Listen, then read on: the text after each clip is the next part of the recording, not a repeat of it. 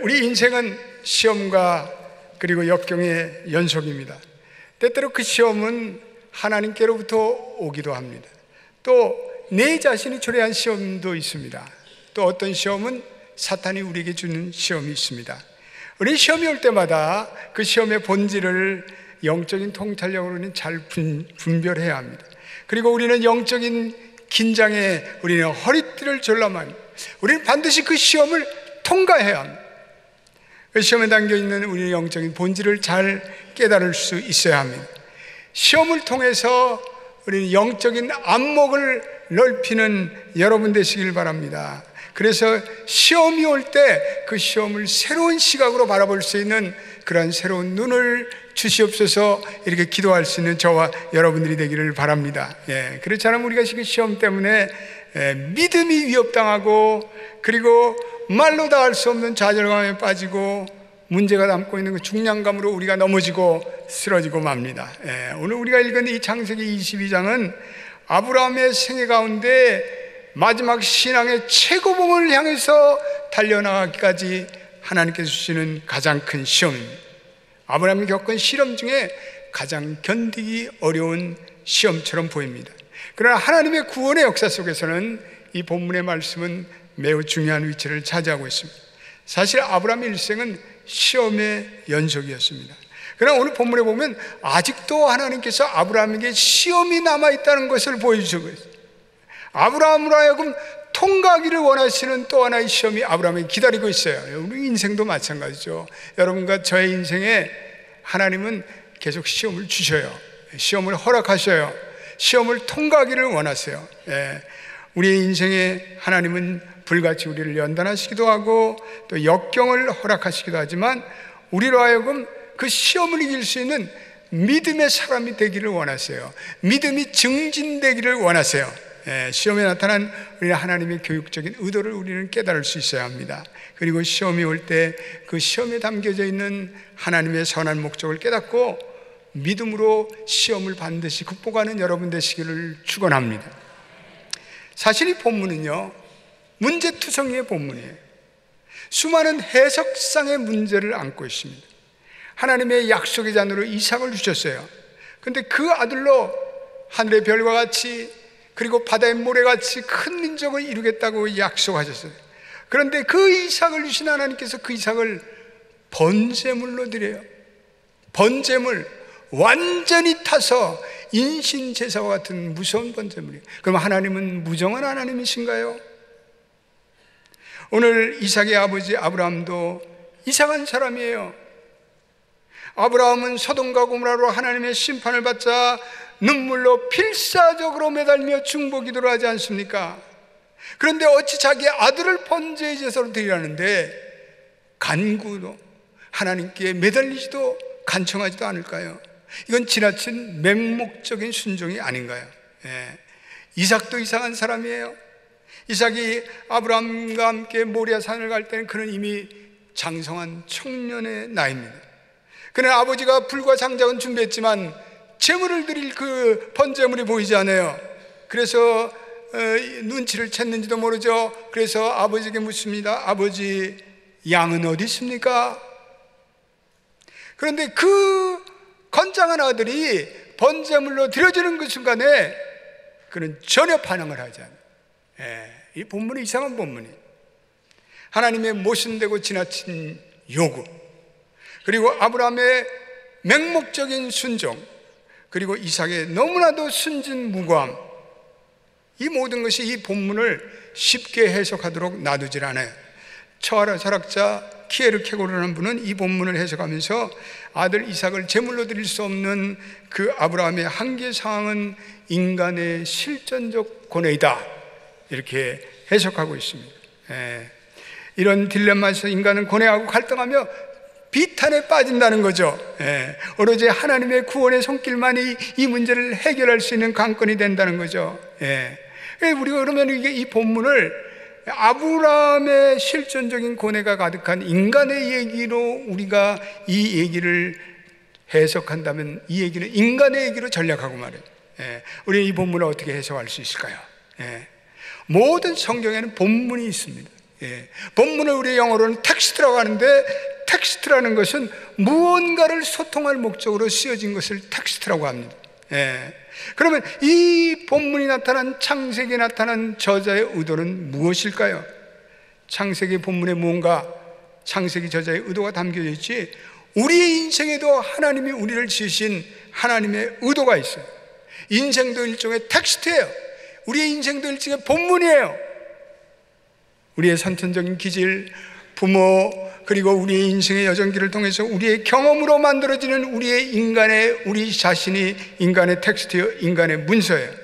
우리는 어떻게 하나님의 의도를 가지고 내 인생의 텍스트를 해석할 수 있을까요? 내 인생의 의미를 이해하고 내 인생의 삶의 의미를 찾을 수 있을까요? 많은 사람들은 자기 존재의 의미를 잘 알지 못합니다. 어쩌면 아브라함과 이삭의 이야기에서 해석의 실마리를 찾기 어렵듯이 각자의 인생을 해석하고 그 인생의 의미를 찾는 것은 더 어려워요. 우리의 인생은 어디서부터 꼬였는지 알 수 없게 꼬이는 일들이 계속 발생해요.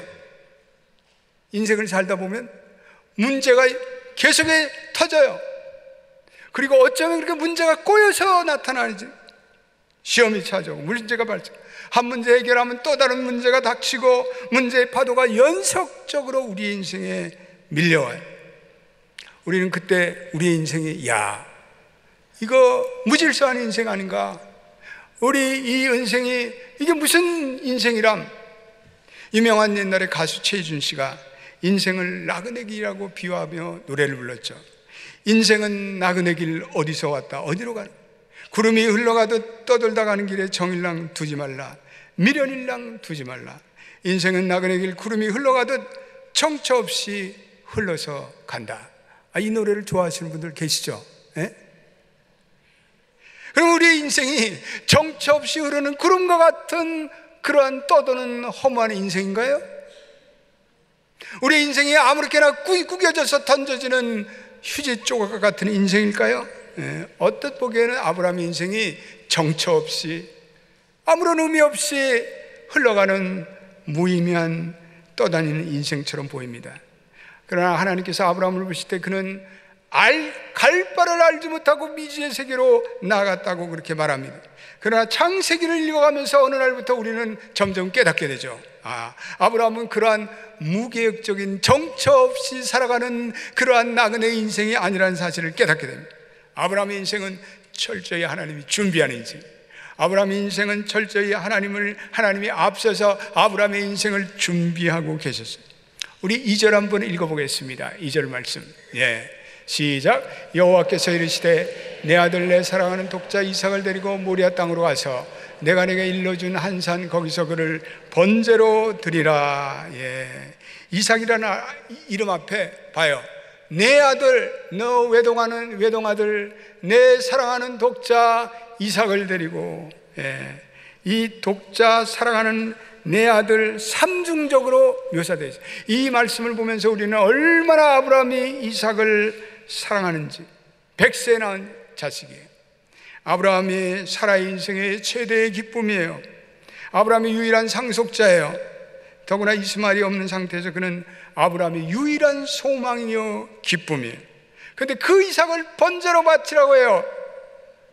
우리 교우들 가운데 뒤늦게 아이를 본 사람들이 있어요.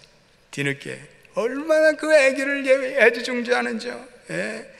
뒤늦게 태어난 늦둥이를 보면서 그냥 어쩔 줄을 몰라요. 눈에 넣어도 아프지 않아요. 그 아이 때문에 친구들하고 술도 안 먹어. 집으로 꼬장. 그리고 회사에 회식도 빠지고, 그리고 그 아이를 향해서 온갖 사랑을 썼습니다. 그런데 그런 아이를 번제물로 바치라고요? 말도 안 됩니다. 하나님, 인간의 감정과 논리로는 도저히 이해할 수 없는 하나님의 요구예요. 하나님께서 이삭을 주셨는데, 그런데 하나님께서 그 이삭을 다시 바치라는 거예요. 이 하나님, 이거 어떻게 되신 하나님이 아닌가?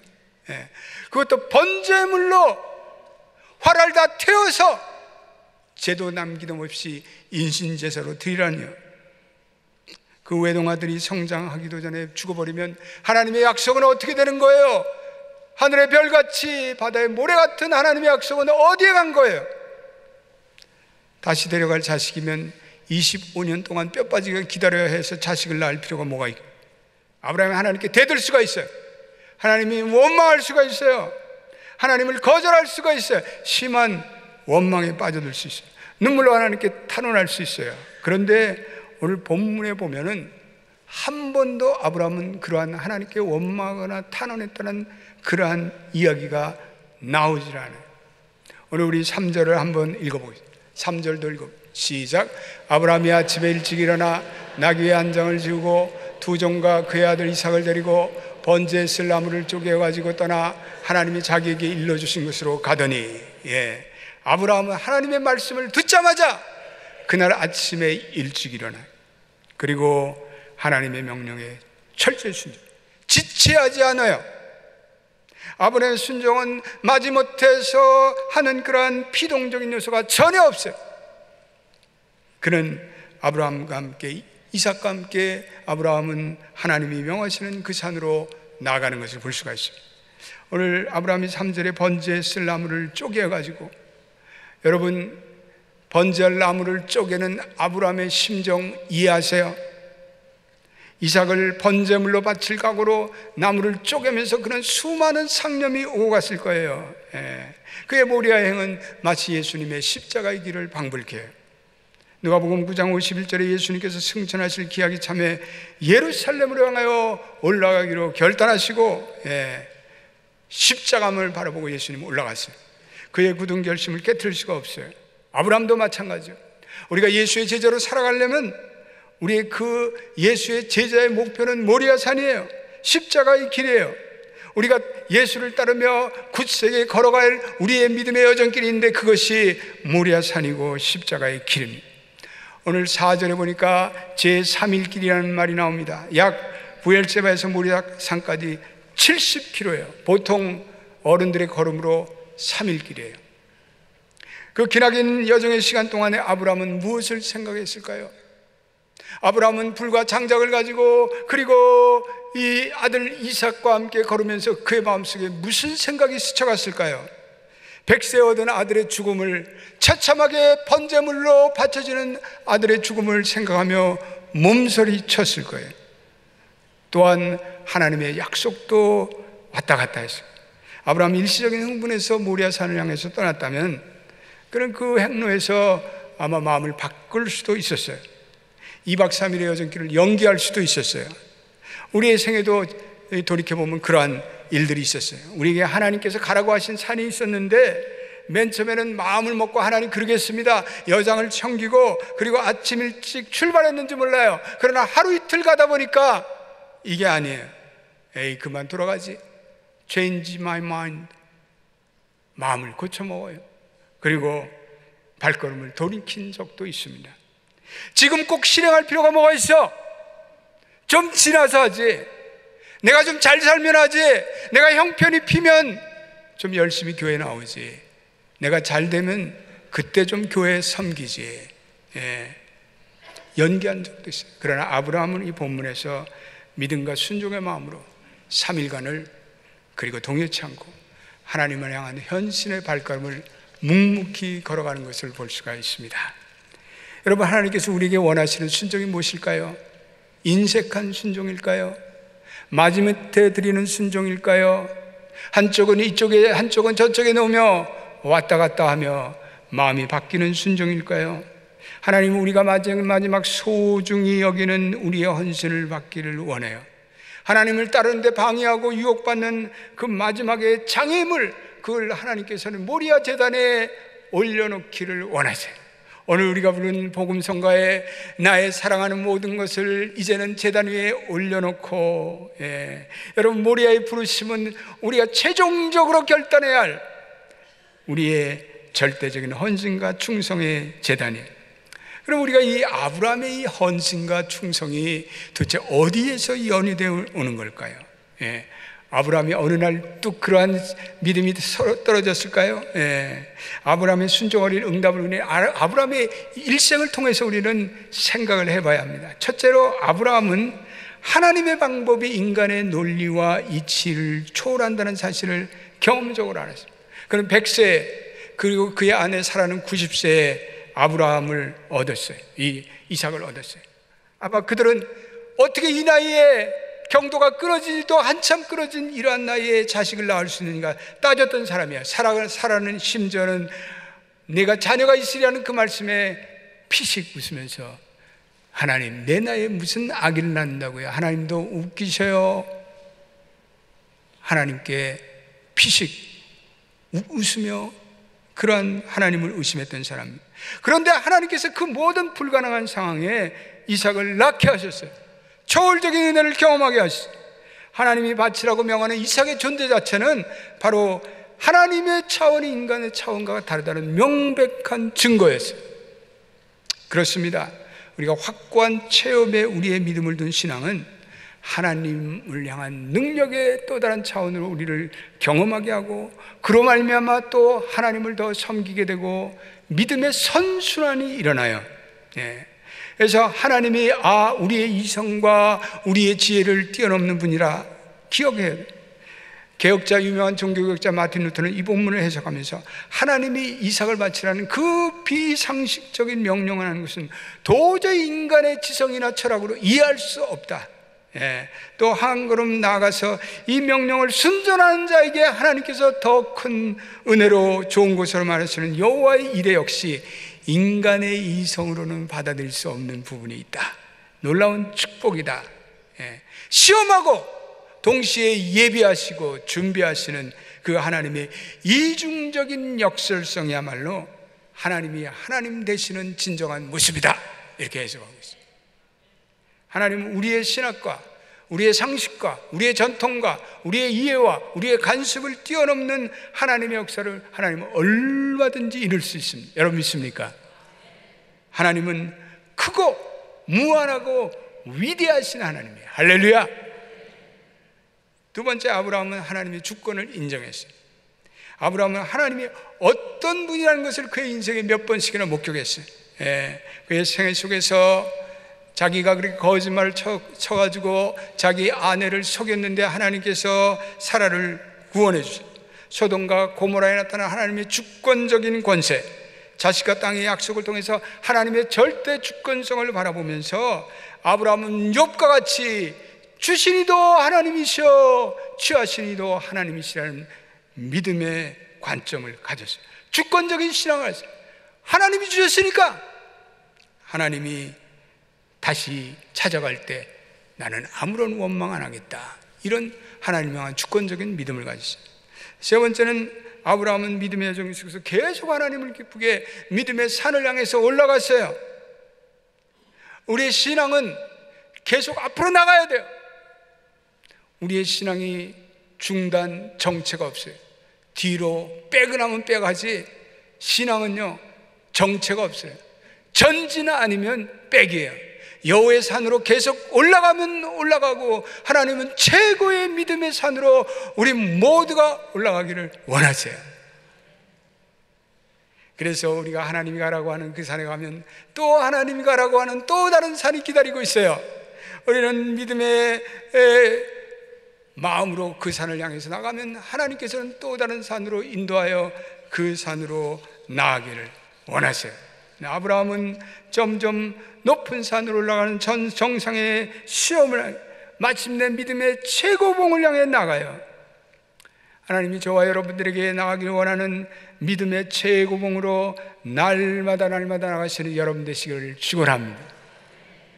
이 아브라함은 여호와 이레의 신앙을 가진 자예요.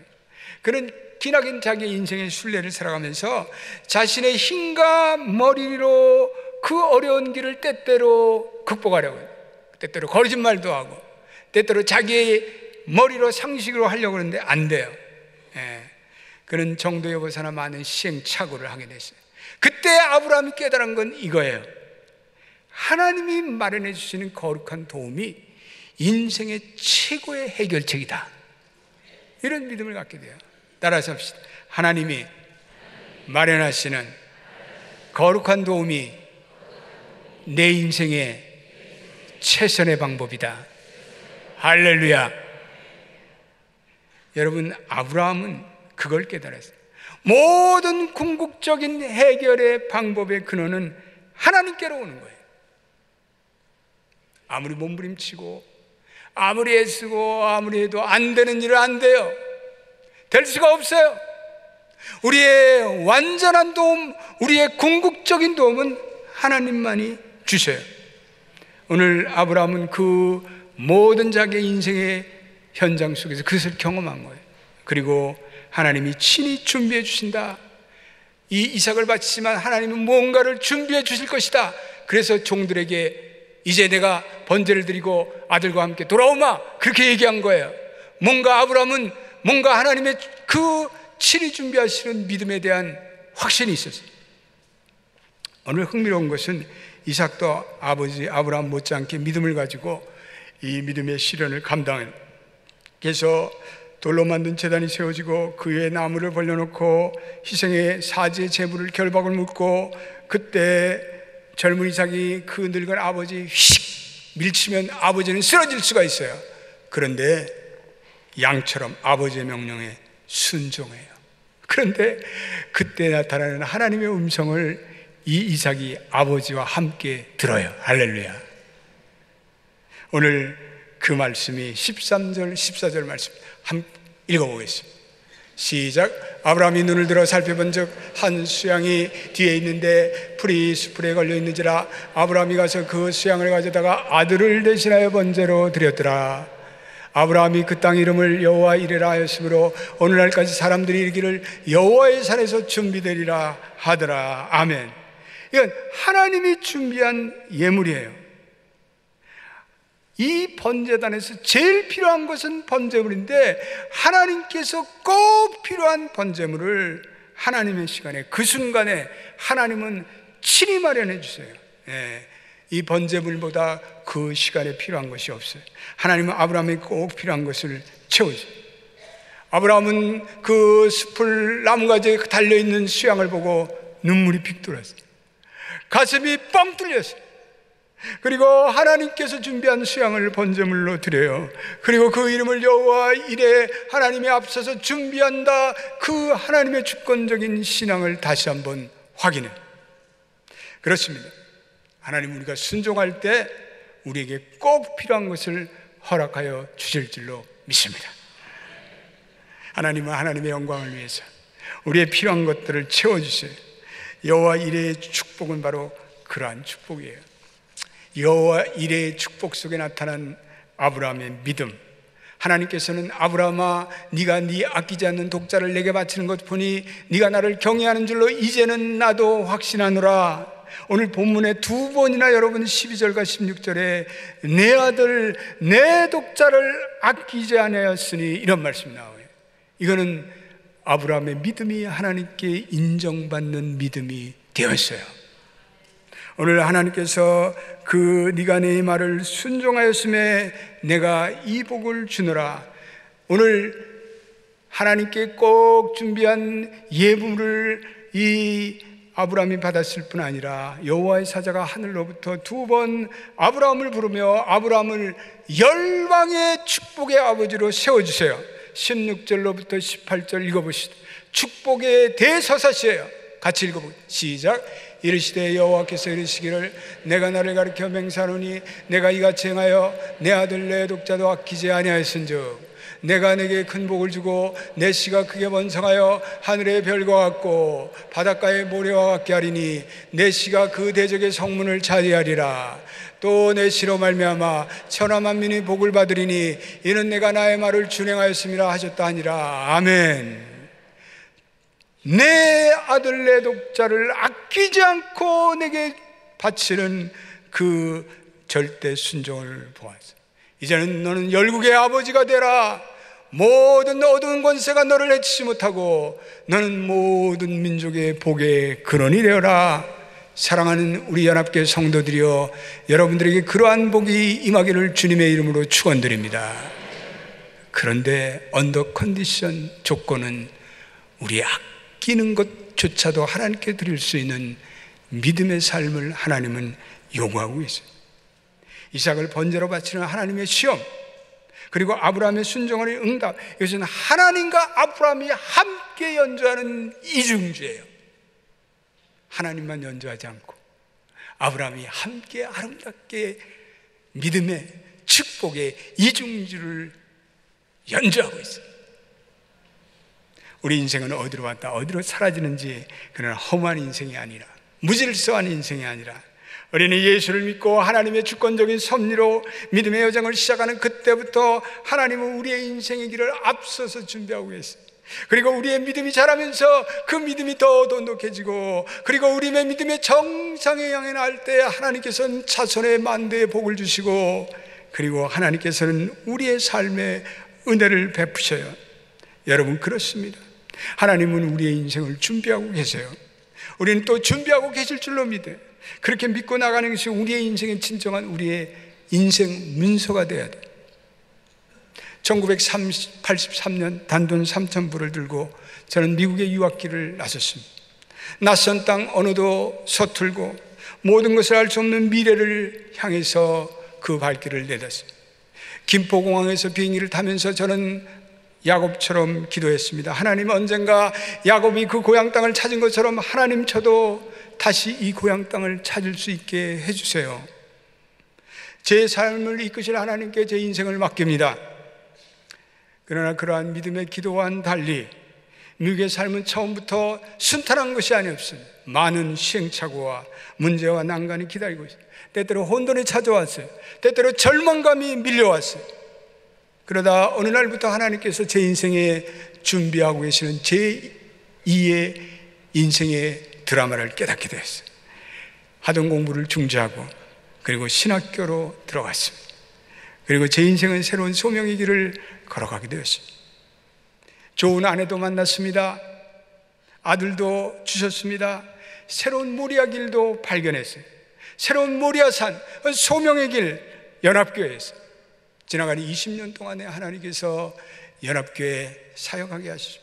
하나님은 지난날 제 목회에서도 수많은 천사들을 보내주셨어요. 고비고비마다 천군과 천사로 지켜 우리 교회를 보호하셨어요. 수많은 천사들을 우리 앞서서 보내서 우리 교회를 지켜 보호해 주셨어요. 앞으로도 우리 교회를 인도해 주실 줄로 믿습니다. 하나님께서 우리의 인생도 인도해 주실 줄로 믿습니다. 하나님은 우리 교회의 로드맵을 이미 다 준비하고 계세요. 우리의 관건은 믿음으로 그 하나님을 바라보고, 우리는 이삭과 같이 이삭도 드릴 수 있는 믿음의 결단을 하며 날마다 믿음의 최고봉을 향해서 나아가는 그거예요. 현재는 보이지 않고, 현재는 만질 수 없고 답답한 심정이지만 하나님께서는 한 걸음 한 걸음 아브라함같이 그 인생의 여정길을 친히 준비하고 예비하고 계신다는 하나님, 그 하나님을 내가 믿는 거예요. 그 하나님이 그 결코 우리에게 아들을 번제물로 바치라, 그러한 무모한 하나님이 아님을 우리는 믿어요. 저와 여러분들이 하나님의 선한 손길에 오늘 여기까지 왔어요. 여러분들이 김포공항에서 이민 가방을 꾸려 또한 50년 전, 40년 전, 30년 전, 20년 전 믿음으로 여기까지 오셨어요. 지난 38년간 이 교회를 주님께서 지켜주셨어요. 우리는 이 하나님을 바라보면서 우리는 앞으로도 남은 믿음의 경주를 우리는 순종으로 나가요. 누구를 원망하겠어요? 누구를 탓하겠어요? 누구를 의지하겠어요? 오로지 의지할 분은 여호와 하나님밖에 없어요. 그분을 의지하면 그분은 친히 앞서서 예비하고 준비하고 계셔요. 그러므로 이 믿음이 여러분들에게 있습니까? 그러면 안심하십시오. 염려하지 마십시오. 두려워하지 마십시오. 흔들리지 마십시오. 오로지 믿음으로 순종하며 모리아산으로 나아가십시오. 하나님의 교회기에 하나님이 지키실 줄로 믿습니다. 하나님의 자녀기에 하나님이 지켜주실 줄로 믿습니다. 하나님은 우리 앞서서 우리를 인도하시고 예비하고 준비하고 계십니다.